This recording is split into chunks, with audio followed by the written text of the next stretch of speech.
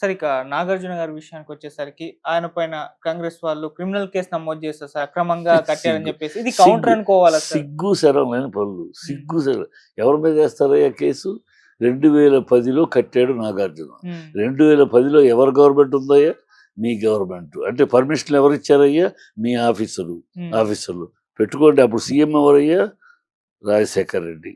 పెట్టండి. రాజశేఖర రెడ్డి గారిని కూడా దోషిగా పెట్టండి. ఆ సిఎస్ని దోషిగా పెట్టండి. మీ ఆఫీసర్లను దోషిగా పెట్టండి. నాగార్జునకి నోటీస్ పంపించండి. పిల్లాట అనుకుంటున్నారా?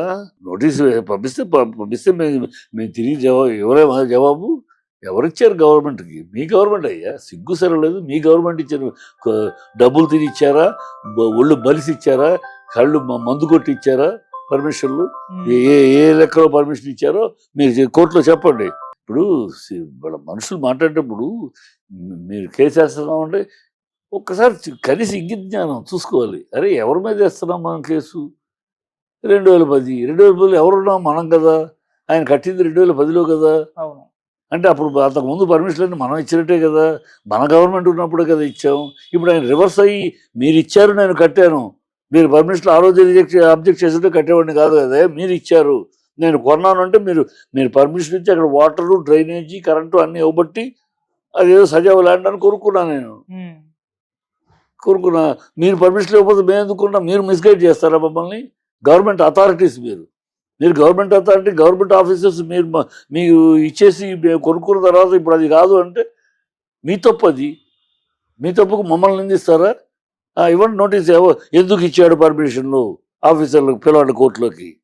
ఆఫీసర్లు ఎందుకు ఇచ్చారు? చీఫ్ సెక్రటరీ ఏం చేశాడు? పిలవండి చీఫ్ సెక్రటరీ కోర్టుకి. చీఫ్ సెక్రటరీ వీళ్ళందరికీ head, cabinet head Rajasekhara Reddy గారు చనిపోయారు. ఆయన పేరు కూడా దోషులుగా పెట్టండి. దమ్ముంటే చేయండి. దమ్ముంటే మీరు ప్రొసీజర్ ఛాలెంజ్. మీ పరువు మొత్తం కనుక రాజశేఖర రెడ్డి గారిని దోషిగా పెట్టగలరా? మరి దోషి ఆయన మీ లెక్కలో. ఆనాడు పర్మిషన్ ఇచ్చింది ఆయనే. ఆయన ప్రభుత్వంలోనే హెడ్ ఆఫ్ ది గవర్నమెంట్. ఆయన విధిలోనే ఇచ్చింది. దోషులు అయితే ఆయన కూడా దోషే మరి. అంతే కదా. మేము కట్టాము, మీరు ఇచ్చారు. మీరు పర్మిషన్ ఇస్తేనే మేము కట్టాము. పర్మిషన్ లేకుండా మేము కట్టలా. మీ మనుషులే వచ్చి ట్రాన్స్ఫార్మర్లు, ఎలక్ట్రిక్ పోల్స్ పెట్టారు. మీ మనుషులే వచ్చి డ్రైనేజ్ తవ్వి పెట్టారు. మీ మనుషులే వచ్చి వాటర్ కనెక్షన్ చేశారు. మేము తవ్వుకోవాలి. మా మనుషులు, ప్రైవేట్ మనుషులు. మీ గవర్నమెంట్ అప్రూవ్డ్ మీ మనుషులు, మీ అఫీషియల్ అక్కడ మీ గవర్నమెంట్ ఉద్యోగస్తులు వచ్చి చేశారు. ఆయా డిపార్ట్మెంట్ సంబంధించి. ఎందుకు చేశారు? మీరు మీ అనుమతి ఉంటేనే చేశారు. మేము అడిగి చేసేవండి, చేయరు కదా. సో రండి, అందరినీ పట్టుకోండి. కేసు పెడితే అందరిని లాగుతాం, అందరినీ కోర్టులో లాగుతాం. దమ్ముంటే ఈవెన్ చనిపోయిన రాజశేఖర రెడ్డి గారిని కూడా దోషిగా వస్తాడు ఆటోమేటిక్గా ఆయన లీగల్గా. ఆయన చనిపోవచ్చు, బట్ దోషిగా ఆయన పేరు వస్తుంది. దమ్ముంటే చేయమని మొత్తం అంత లాగుతాం.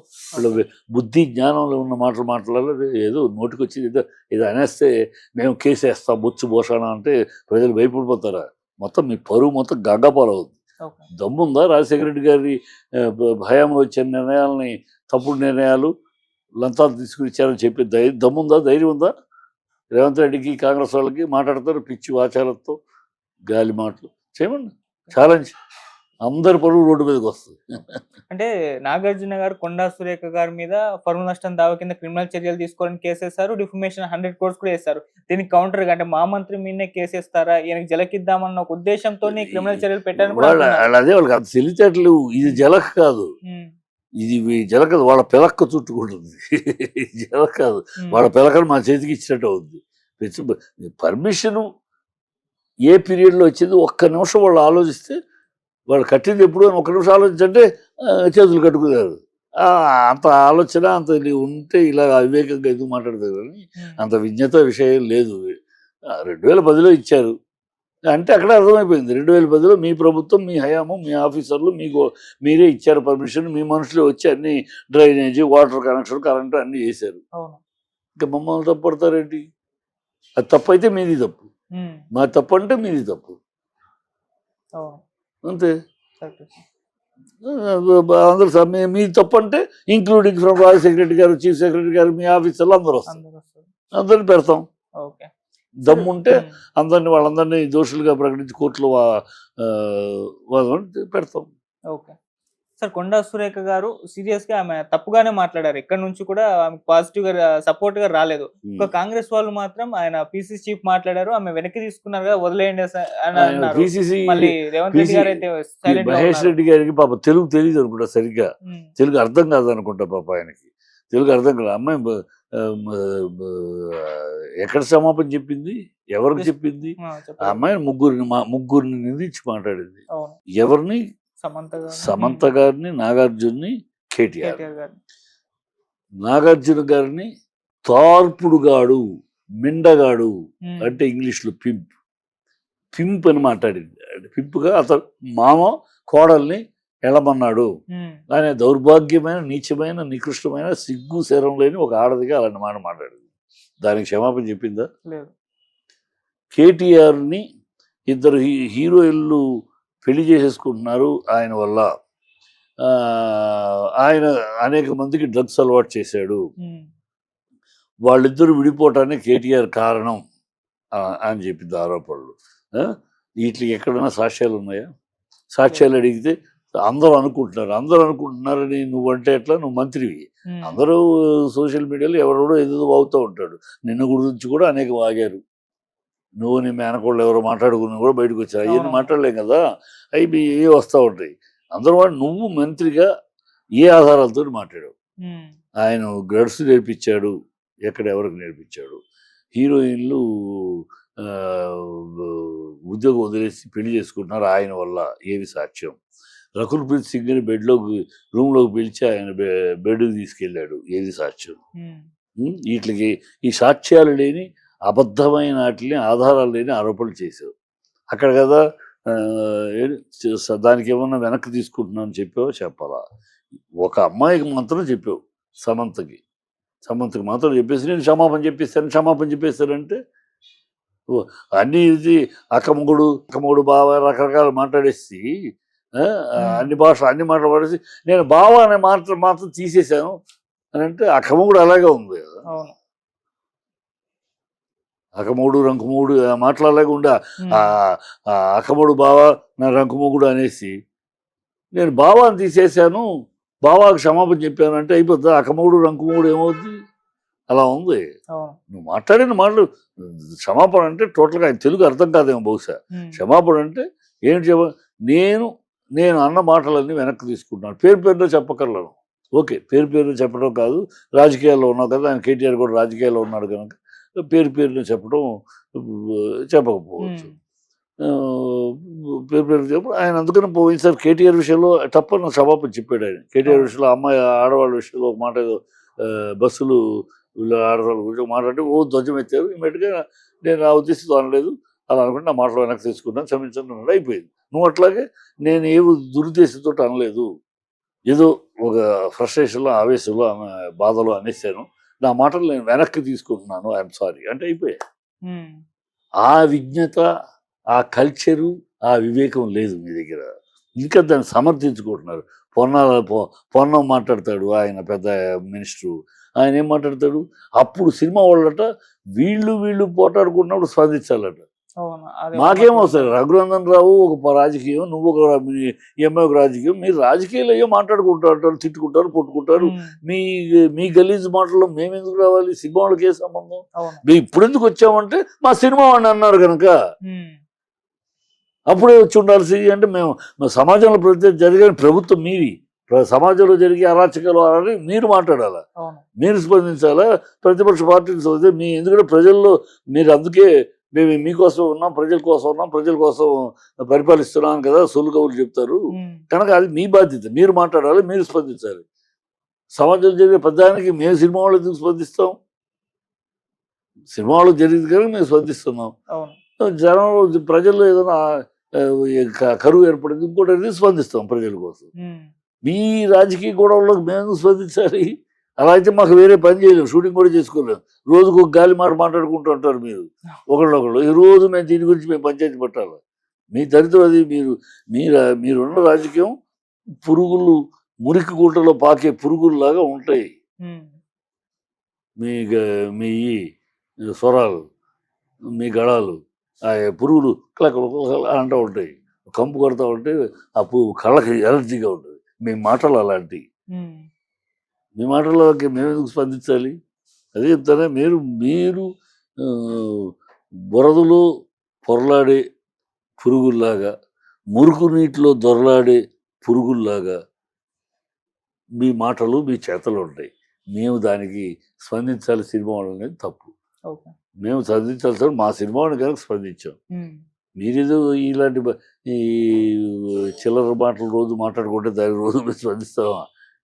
ఆ స్థాయిలో లేదు కదా రాజకీయాలు. కూడా చిల్లర దిగజారిపోయిన స్థాయిలో ఉంది. అందుట్లో మరి మీరు ఈ ప్రభుత్వం వచ్చినాక ఇంకా చిల్లర స్థాయి అధఃపాతాళానికి వెళ్ళిపోయింది. భాష, కల్చరు, మాట, సంస్కారం ఏమీ లేదు. ఆ ముఖ్యమంత్రి స్థానంలో ఉండి కూడా ఒక చిల్లరతనంగా వీధి రౌడీలాగా ఆయన మాట్లాడటం. ఆయన ఇలా మాట్లాడితే మంత్రులు ఇలా మాట్లాడక ఏం చేస్తారు? ఓకే. సో సినిమా వాళ్ళు స్పందించాలి అని అనుకుంటే ఎన్టీఆర్ గారు రియాక్ట్ అయినప్పుడు ఆయన మీద కూడా ట్రోలింగ్ జరిగింది సార్. అంటే చంద్రబాబు నాయుడు గారు సతీమణి భువనేశ్వరి గారు పైన కూడా ఇటువంటి కామెంట్స్ చేసినప్పుడు ఎక్కడికి పోయావు, అప్పుడు మాట్లాడరు కదా, సమంత గారి విషయంలో ఎందుకు మాట్లాడుతున్నావు అని చెప్పేసి ఇటువంటి కామెంట్స్ ఆయన పైన కూడా ట్రోలింగ్ ఒక వర్గం నుంచి అది జరిగింది సార్. చేయాలి. భువనేశ్వర్ గురించి మాట్లాడ అప్పుడు జగన్మోహన్ రెడ్డి తాతగారికి రెండో పెళ్ళానికి పుట్టాడు జగన్, అసలు పెళ్ళాం కాదు, అది దానికి స్పందించాలిగా. మీరు దానికి స్పందించారు, దీనికి స్పందించామా సినిమా వాళ్ళు? మీరు దానికి స్పందించి మీరు వాగిన వాగులు మీరు వాక్కుంటూ ఉంటారు. మీ వాగులకి ఎక్కడ స్పందించమని? భువనేశ్వరి మా సినిమా కాదు, చంద్రబాబు మా సినిమా వాడు కాదు. భువనేశ్వరి ఎన్టీఆర్ గారి కూతురికి అది వేరే విషయం. ఎన్టీఆర్ కూతురుగా ఆ కుటుంబానికి సంబంధించిన మ్యాటర్ కాదు ఇది, రాజకీయాలకు సంబంధించిన మాట. రాజకీయాల్లో మాట్లాడిన మాట వాళ్ళ మాట. రాజకీయాలుగా మీరు ఖండించుకున్నారు, తిట్టుకున్నారు, మీ పేపర్ అన్ని మా వాయిని. అలాగే జగన్ పుట్టి తాత ఉంచుకున్న రెండో భార్యకి అది చెప్పారు వాళ్ళు. అయ్యప్పుడు మరి అప్పుడు దానికి కూడా మేము స్పందించాలా? వాళ్ళ ఆయన రెండో భార్య మూడో భార్య మీకు ఎందుకని అనాలా? కాదు కదా. మీరు ఊరిని వీళ్ళు అన్నది మీ దగ్గర 4 పేపర్లు ఎక్కువ, మీడియా ఎక్కువ ఉంది కనుక మీరు కూటమి వాళ్ళు మిమ్మల్ని అన్నదేమో ఓ చేసేస్తారు. మీరన్నది తక్కువ అన్నారా అని. బాబాయిని చంపేశాడు, ఏం ఆధారం ఉంది మీ దగ్గర బాబాయిని చంపేశాడని? ఓ బాబాయిని చంపాడు ఏముంది? కోర్టులో ఉంది. మరి తేలాలి, కోర్టులో ఎదురారు. ఎలక్షన్ కోసం అన్నదమ్ములను విడదీస్తుంది, జగన్ని చెల్లెల్ని విడదీస్తుంది. అలా అందరిని విడదీసి ఇలాంటి ప్రలోభ పెట్టి జనాలకు మోసం చేసి అబద్ధాలు చెప్పి వచ్చేసారు. వచ్చారు మా ప్రజల కర్మ ఏమో వచ్చేసారు. మీరు వచ్చినాక అక్కడ ఇక్కడ అబద్ధాలే. తెలంగాణ, ఆంధ్ర 2 చోట్ల అబద్ధాలే. అబద్ధాలతో అధికారులు వచ్చారు. మా ప్రజల కర్మ ఏమనుకున్నారో బ్యాడ్ టైమో గుడ్ టైమో వచ్చేసారు. మీరు పరిపాలన చూడండి అయ్యా. మీరు చెప్పిన హామీలు రుణమాఫీ ఏమైందయ్యా? మీరు అన్న బస్సు జనాల్ని డ్రైవర్ని ఆపి కొడుతున్నారయ్యా.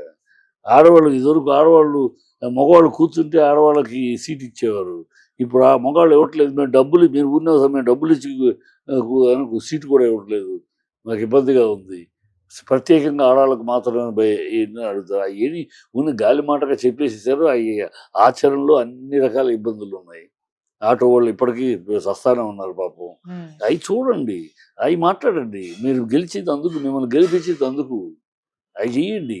ఊరినే సంచులు మూటలు సూట్ కేసులు ఎలా అయితే వస్తాయి అని హైడ్రామాలు చేస్తే సూట్ కేసులు వస్తాయి. బిల్డర్స్ నుంచి, రియల్ ఎస్టేట్ నుంచి, ఇంకోటి చేస్తే ఇంకోటి నుంచి వస్తాయి. ఈ సూట్ కేసుల కోసం పాలన కాకుండా ప్రజల కోసం పరిపాలించారు. అప్పుడు బుద్ధిగా ఉండదు. సార్ ఫైనల్ గా కొండా సురేఖ గారి పైన నాగార్జున గారు లీగల్ గా ఫైట్ చేస్తున్నారు. మరి పార్టీ తరపు నుంచి ఏమైనా చర్యలు ఉండయా సార్? ఉంటే మంచి. నేను ఇంకా కొండా సురేఖ పార్టీ నుంచి చర్యల కోసం కూడా ఎదురు చూడొద్దమ్మా. నువ్వు ఒక గొప్ప తండ్రి కడుపున పుట్టావు, పరాభవం అవ్వద్దు. రాజకీయ ఇలాంటి నీకు జరిగే నీ మీద తోలు చేసి పరాభవం, జీవితం మొత్తం పరాభవం, రాజకీయ జీవితాన్ని పరాభవించుకోవద్దు. నువ్వు పరాభవం అవ్వకుండా బాగుపడాలి. మన తప్పు ఏదో జరిగిపోయింది, ఆవేశమో ఎమోషనో అయిపోయింది. ఆ తప్పుని నిర్ద్వందంగా నేను ఈ మాటలు వెనక్కి తీసుకుంటున్నాను, క్షమించండి, నా పదవికి నేను రాజీనామా చేస్తున్నాను అని నువ్వు స్వచ్ఛందంగా రాజీనామా చేయి. మళ్ళీ నీ పరువు ఇనుమడింపబడుతుంది.